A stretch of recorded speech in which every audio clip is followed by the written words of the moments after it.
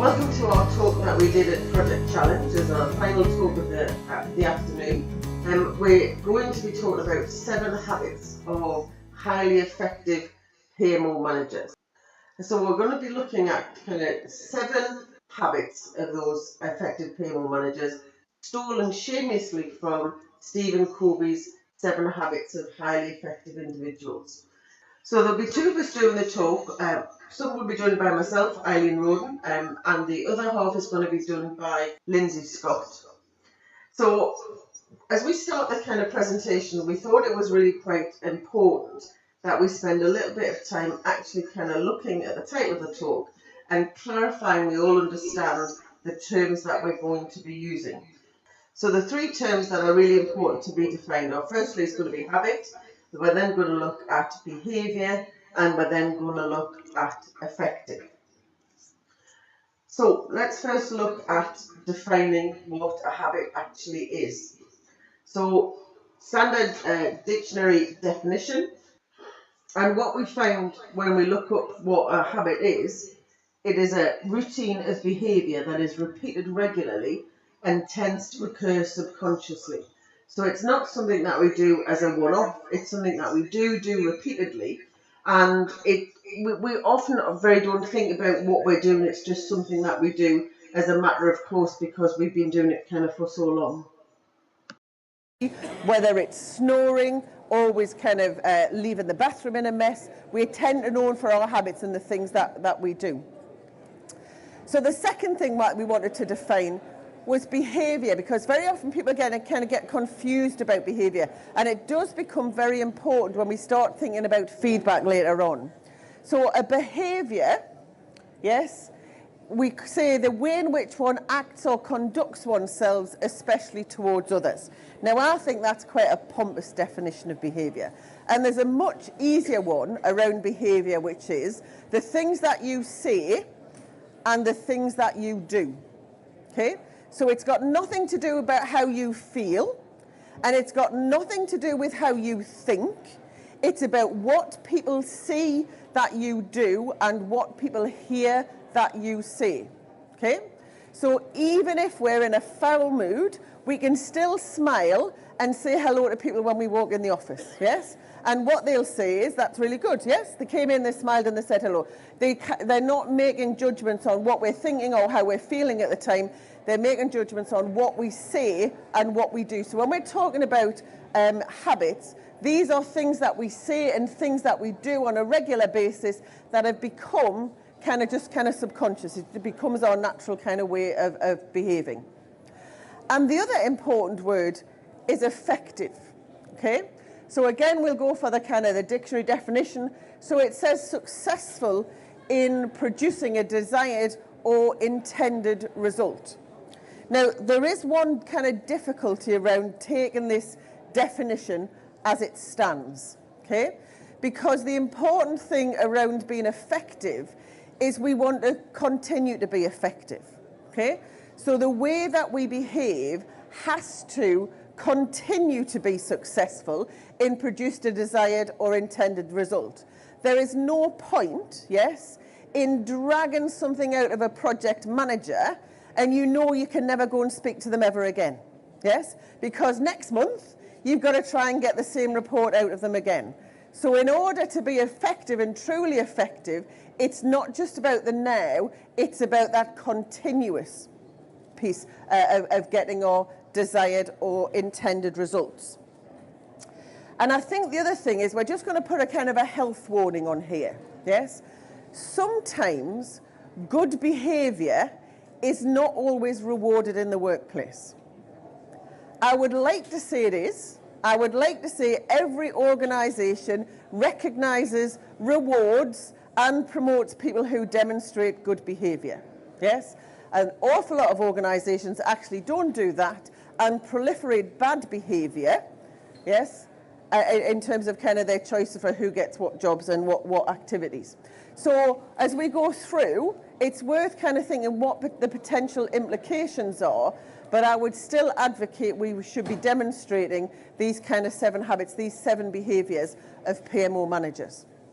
So Lindsay's going to do the first few. Okay, just so everybody's aware that anything that you see here today, and you want to, take a photo of it, actually it'll all be on the PMOFlashmob website. This entire presentation will be on there, plus the presentation and everything else. So don't worry about that. Let's start. Okay, so habit number 1, listen first to understand. This, for me, is about the kind of PMO managers that I talk to on a regular basis, obviously through Flashmobs, and also through my day job around recruiting around PMO people, is that you can really tell when somebody's got this. And it's a great habit. And it's one of those that, as you practice it and learn and cultivate it, actually makes a big difference to your role as a PMO manager. So, so my first one, active listening. Again, it's something that you probably know about, but actually, how much do you know about it, and what forms does it take, and what can you do? What kind of skills that might be you might be able to develop? The thing for me that I really like is the one there that's questioning. And actually, from a PMO manager's point of view, you think about all the types of communication that you do, day in, day out, but actually, how good are you at the questioning side just as much as the active listening side? So the types of questions, the leading, the open, the closing, and the reflective. So like I said, it's something that I see actively in people and regularly see them, and you can tell that they've really thought about this and how they put themselves across both as they speak and as they listen. Where does it really matter? Well, if we look at the landscape of a PMO manager's position and a role, if we compare that to project managers, for example, actually a PMO manager's reach is probably just that little bit far-reaching. So we have to have interrelationships with execs. And the interesting thing that came out of a PMO manager's lunch that we held back in December, it became clear that actually what the PMO managers were saying around that table is that often it's about having to try and listen. What are they really asking for, these executives? Because often what they think they're asking for is not what they really want. And I think that really demonstrates why we've got this as number 1 habit. Obviously, we work across the organisation in some PMOs. So we think about, well, who are these people that we're interacting with? That could be HR, it could be finance, it could be ops, it could be legal. And actually, how are we listening and questioning these kinds of people? When it comes to things like PMO functions and services, you think about all the different aspects of what we deliver in PMO. Think about all the things like we do in terms of things like putting templates together, standards, processes, methods. How do we do this? We don't do it in a vacuum. So who are we listening to? Who are we talking to? We've obviously got wider stakeholders. And as a PMO manager, they've also got a team. And we all know what it can be like about managing teams of people, but often you don't get the real message from your team for whatever reason. So it's the ability to listen to what's not being said. And then the whole body language piece and all that kind of thing. But also as the outside world. So when people come to things like PMO Flashmobs, actually, you can get a really good sense for people as to how they engage with other people, other PMO managers in that kind of environment. Do they ask questions? Do they listen? And you can really see the subtleties of some people. So it's an interesting one for me. It's a great habit, and actually it's something that you can look at, learn more. And actually what I've done is pulled out from some of these PMO managers, what do they do, what do they listen to? And TED does come up because it's quite a nice little way of learning. You can slip it into your lunch break or whatever. And these are some of the ones that they've listened to and really enjoyed listening to. But again, it's just a case of being aware of this kind of stuff and then taking that time out to think, how can I actually form this habit and do better at it? Like I said, all this kind of stuff will be available after, so you don't have to worry about what you might be missing. So pragmatism is habit number 2. But the interesting thing about pragmatism, what does it actually mean? Because with habits, about what can we actually physically see somebody doing? So actually this is the Greek translation, and that's what they reckon that pragmatism is, which doesn't really help us very much. It's all a bit too vague. What we mean when we say pragmatism in PMO managers is that. Okay? So what does that actually mean, and how do you manifest itself in a PMO manager? So why have we chosen this? So this is where we see it right? So this is the pragmatism of, they understand the theory, but actually they don't implement the theory. I'm sure we all agree here that nobody does that, yeah? It's a classic case of, we've done Prince 2 training, now let's run our project according to Prince 2. We know that doesn't happen. So they understand the theory, but they also understand the context and the culture in which they're working in, which is especially interesting when you talk to contract PMO managers that are switching and swapping that context and that culture a lot more than maybe somebody that's in a permanent role and is doing it for a long term. So those people need to be able to do that quite quickly in order to be effective. If we do what works best, which actually is all about saying it's the experience. So the experience that they've got over time, they're able to pick and choose out of their experiences about what is going to work in this context and culture against this particular theory you might be looking at. So if you take up a risk or change or whatever process you want, it's about picking the things that are going to work best in that particular environment. The other thing about PMO managers that's really interesting is that they're not particularly great risk takers. They're actually very realists rather than the idealists. And to be fair, I think we can say that I can't imagine many organisations wanting a PMO manager that continuously takes risks. By pure definition of what it is that you're there to do is to bring some bit of control, a bit of governance, that kind of thing. So actually, it's not about keeping it too simple in what they're doing. So they've got the theory, they've got the practice and the experience, and we keep hearing this thing of, like, let's keep it simple. Simple things work. But the knack is that you don't actually dumb it down in that whole process of keeping it simple. So it's finding that balance. Third habit is something that is purely installed in the whole PMO ethos, I suppose. We live and breathe this every day, but it makes me think, when I look at some types of PMO managers and we're talking about how effective they are and the ones that are deemed to be successful, what are they actually doing in the process and the order of their work? And the plan, do, check is about being able to, everything that we're doing. You think about all the PMO management role is about putting in process, or it might be putting in method or making changes to stuff. So, but how many people actually do it in a very regimented or a method way? And this is the Deming cycle. I don't know how many people have come across it, but actually this is all about how we do process implementation better. But how do we bring attention to detail in what we're doing when we're putting in processes? But also, actually, this is something that should be ingrained in a good PMO manager. So what I mean by this, and the things that really that struck me when I looked at Deming, and I thought, actually, this is really nice, because if you look at the plan side of it, thinking about a PMO manager's role, one of the first things that they're really good at is a problem well defined is a problem solved. So they really think about what it is that we're trying to achieve with maybe a change in a process or whatever. They also think about the Kipling's 6 honest men. Do we know about Kipling's 6 honest men? Who, what, why, where, when, how? So they're actually thinking about, so if I'm thinking about the planning bit, am I thinking about everything that I need to think about? And if you think about the do bit of it, what I quite liked was the fact that you will test what you're doing in different conditions.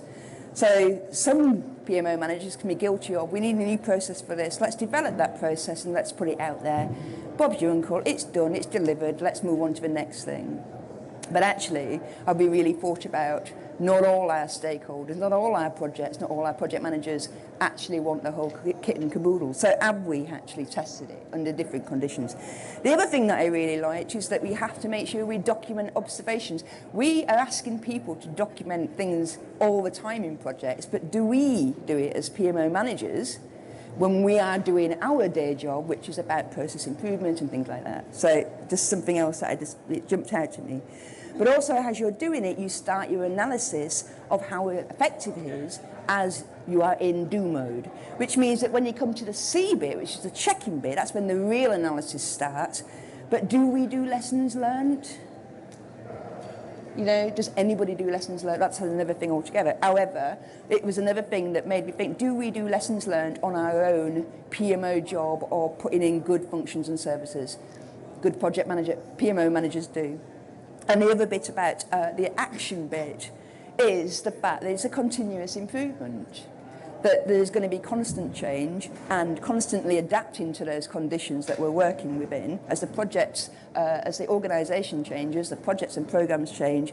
Do we actively see this as a continuous improvement, but also do we see it as something that allows us to build knowledge and to continually adapt against what's happening?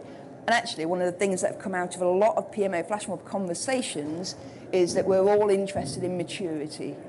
That seems to be the thing at the moment, well, along with other things like portfolio and agile and all the rest of it. But actually, from a PMO point of view, we're really interested in how do we make our PMOs more mature and therefore adding value to the organisation. So the habit number 4 is about playing in position.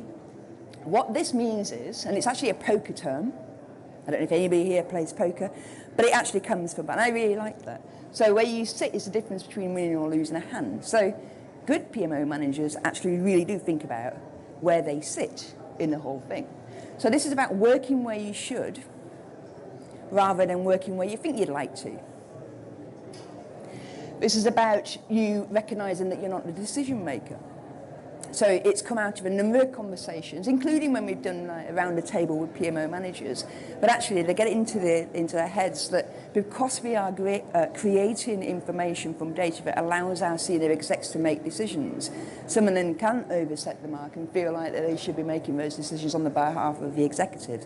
So that's what playing in position is all about. And it's also about covering your own bases. So we like to get our head turned like magpies with the next nice new sparkly thing. Agile, case in point, how many times have I heard, oh, our organisation really wants to get into agile stuff. Now we're going to start looking at that. Actually, it's about knowing that if you're going to try these new areas, are you covering your own bases? I suppose the business as usual PMO stuff. And actually, if things are not needed anymore in terms of your functions or services, that you actually stop doing those things before you start getting your head turned onto something that looks more interesting and more exciting. So playing in position, I believe, actually starts with your job specification, your roles and responsibilities. It's often in there about what authority you have, what influence that you have. So it starts with that as you start in an organisation. But it also then depends on, obviously, the organisation that you're in, the context and the culture that you're working within, especially culture, and what they think about in terms of being able to move around, make decisions on certain things, not on others, or is it actually quite a controlling environment where you're not able to do that kind of stuff? So it has a big influence, obviously. The other thing is self, actually, because this kind of playing in position has a really interesting impact on who you are as an individual. And you will have seen on the stand today, we've launched some new PMO research, which is about the different types of personalities and engagement styles of PMO managers. And I think this is quite interesting in terms of where you play in your position will rely very much on what kind you are. So the research that came out was that the greens were very process, control, governance, and the other dominant colour is yellow, which is all about being a bit more creative, a bit more personable, that kind of stuff. So we have two opposites in terms of what you see as PMO managers. So if you just take that as a very basic, how does that impact? So where are you? Yeah, and that will very much impact what kind of position playing you're doing. Are you cautious or are you a bit more outgoing? It has a big bearing. The other one is about knowing your overall value in the whole game plan. So this is partly related to, well, where does your PMO sit in the wider organisation? If you're going to be at a portfolio PMO, you'd like to think that you've got a bit, something going on there, whereas if you're down at a project PMO, perhaps your value potentially is not as noticeable, for want of a better word, but it has a bearing on, do you actually understand where your value is in the overall game plan of the PMO? It's an interesting one because when you talk to people, I mean, you imagine at Flashmobs, there's a lot of people coming along that we never met before. So you have a chat and you'll say, well, what kind of PMO are you working in? What does it do? Is it objective? And then you start to get a feel from the way that they're talking that gives you an idea about how senior that person might be, just because of the way and the things that they're talking about. And again, one of the biggest catchwords is adding value. We want to be seen as adding value. So actually, do you know your value in the overall game plan today? And potentially it gives you some ideas about, well, whether you want to change that value. The other one that is definitely of interest for a really good habit is understanding things like organisational network analysis, so ONA. So this is about your whole position in terms of the whole organisation and the relationships and the links that you make with other people and what they're like and what are those interactions and what are the expectations and all this kind of stuff. But actually, are you aware of what's going on around you and your PMO and so on. And then finally is about the politics. Actually, are you a political player or not? Are you recognise politics but you choose to shield away because you don't have that much influence? Or actually, is there a way to navigate through the politics in order to be able to get what you need when you need and so on? Again, good PMO managers are able to think about this, not necessarily always effective, but they're aware. And isn't that half of the battle, that you are aware of what's going on in and around your PMO? So back on the Geordie accent, get your ears tuned in, just for the final three habits then. So the fifth habit we would say that effective PMO managers do is challenge, okay? And it's quite interesting, we're collecting some good and bad habits on the wall, and one of the bad habits people said is for not challenging. So that kind of ratifies kind of some of our thinking. And when we're talking about challenge, let's kind of talk about what we don't mean, yes? It isn't about arguing. It's not about winning the argument about whether something should or shouldn't happen. Definitely not what it's about. And it's not about usurping any kind of authority over projects, programs, or portfolio decisions, yes? That just kind of makes everybody kind of very annoyed. So from a PMO manager's perspective, it's very much around playing the critical friend, yes? Being there when somebody says, does your bum look big in this? You say, yes, it does. Get a different colour, okay? That's the kind of critical friend you want when you're kind of playing around on your projects. The whole purpose of that is that from a PMO perspective, you are there, yes, to help the organisation understand what decisions they're making and the implications and the potential knock-on effects, okay? So it's about holding the mirror up to the organisation. Anybody spotted anything else? There may be a few elephants in the room, yes? Part of our role of the PMO is to actually kind of be open and honest and to call out that elephant, yes? And very often, we all kind of skirt around it, and there are very often in organisations lots of elephants. Sometimes it's around governance, sometimes it's been about people not being held accountable, sometimes it's about behaviours, yes? And part of our role to ensure is to kind of call that out and to recognise the fact that actually, if we want to do the right projects and do them well and deliver them on behalf of the organisation, we need to be an open and honest broker. Yes, so we cannot take sides around kind of two varying kind of points of view. We have to be there to be able to kind of say, this is the way it's at, these are the implications, and if you make this decision, this is likely or this may happen. The decision making always sits back with the decision makers in the organisation. So the sixth habit is about coaching and mentoring. Effective PMO managers are not precious about what they know and the skills that they have. They are more than happy to share them across the organisation. And actually, I think it makes our job an awful lot easier. I've also put in there feedback. So going back to this kind of the point we made at the beginning around behaviour being things that we do and the things that we say, we should be providing feedback about the things that people do and the things that they say around the project, and particularly for our own staff. And I've always loved this quote. I keep trying to give my kids fishing rods, but they're not having any. Yes? So it's about actually, there's a lot of conversation we've had at the stand around kind of how much kind of support and how much we need to hold the project manager's hands or the program manager's hand on things that we actually think they should be able to do themselves. But actually, whether we actually know themselves on how to do that is perhaps another thing altogether. I was speaking to somebody at the stand yesterday who said, I know how to use ARM, which is their risk management system, but actually I spent some time with somebody from the PMO, and actually they taught me how to make it sing.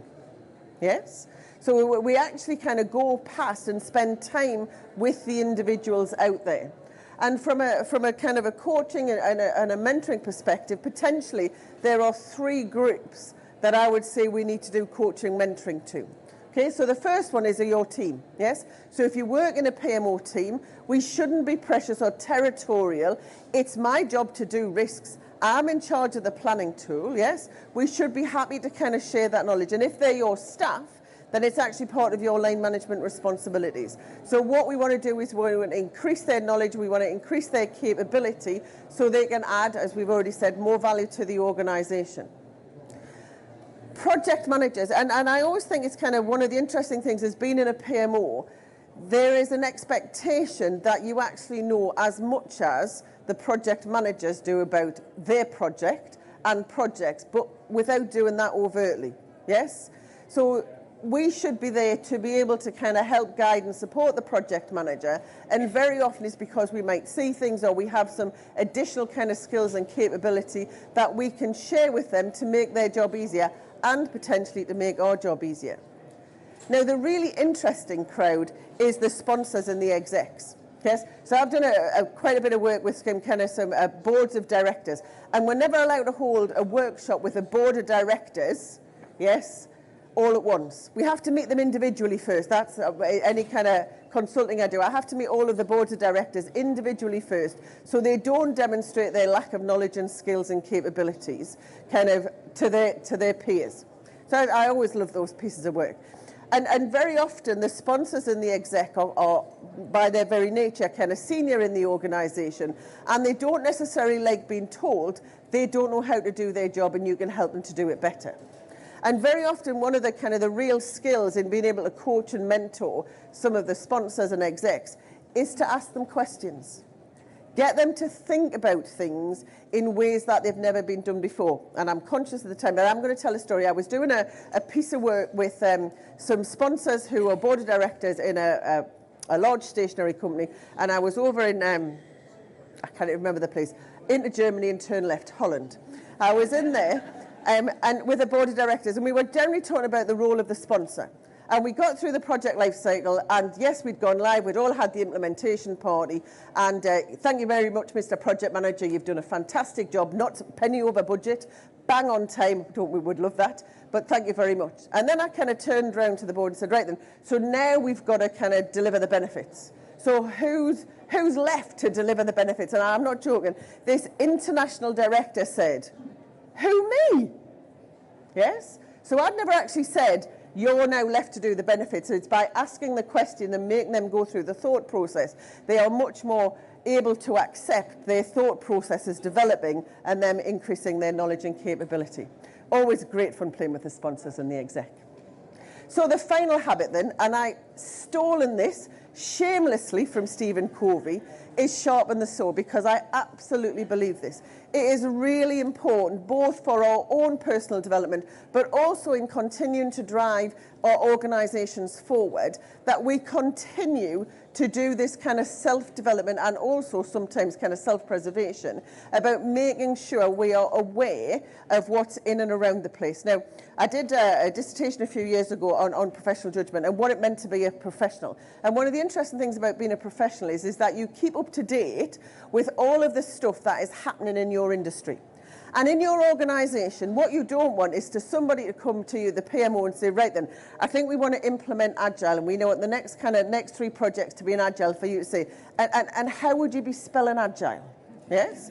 We need to be in a position in the PMO where we actually kind of know and we've got an idea about what that might mean for our organisation. So it is the PMO, I would suggest, is the PMO's responsibility to get out there. So whether that be at training courses, whether that be at conferences, whether you have a library like mine, whether it's a network, and that's where the PMOFlashmob, we try to give you that kind of network of other individuals where you can have those conversations. And also, we talked about you coaching, mentoring people, about having your own coach and mentor to help you continue to develop. So it's a really important, because when your organisation wants to implement something, they're not going to give you 3 months to kind of go away and find out about it. There was an expectation that you set yourself up. Classically, you set yourself up as centre of excellence. Yes? You've named yourself it, you now need to demonstrate it, yes? So you need to be ahead of the game in terms of what's coming on.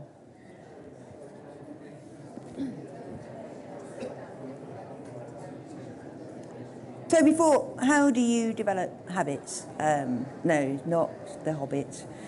But what we asked was successful PMO managers. How do you do some of this stuff? How do you develop habits? How do you, some of this stuff is not about training courses. It's not about, it's about developing something quite personal, really. And we just wanted to know, well, where are you getting your ideas from? And this is what they shared. These are some of the top things that they've been reading. So we thought we'd share that with you, because actually we're developing a habit. It is also about thinking, you may need to be thinking of, I need to develop actually some new skills. You can only develop an habit in something if there's something there in the first place. I don't know how many people have come across the stuff like the Gladwell about how do you become successful at something. It's about putting in the hours. Hopefully this presentation today is giving you some areas to think about that you probably wouldn't have potentially come across by going on a PMO, reading a PMO book or a course or whatever. So this is about thinking about you as an individual, as a PMO manager.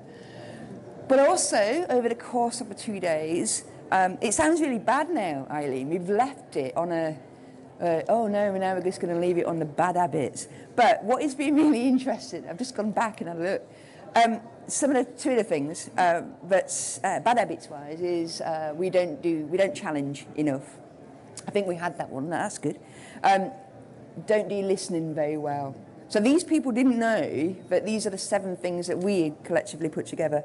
Other things were like asking people for stuff last minute is a really bad habit, which I'm sure really annoys a lot of people, and that's why BMOs get a bad name. I'm sure we can see exactly where that could come from.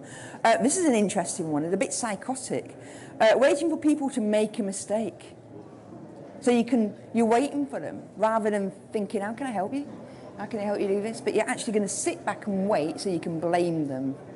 I mean, that's just a bit, wow. Other things like not being visible enough. Interesting. Is that about personally? PMO manager not being visible, or the PMO? Not sharing or showing the information. So we sit there in our ivory towers collecting all this stuff in, but do we make it a habit of getting and showing people, this is why you're doing this stuff, this is when we ask for this stuff, this is what happens with it, and this is what it's driving, and all that kind of stuff. And another one that was quite interesting is expecting project managers to know how to use things like the PPM tools. And I go a little bit further about expecting project managers to be able to know how to do their job well. It's an interesting one. It's been interesting talking to the PMO managers. I mean, we talk to different people that we've met along the way that we think are particularly good at what they're doing. And this is where we came up with 7. We actually had about 12 when we started off. Yeah. So what we will do is share those with you as we give you this presentation online.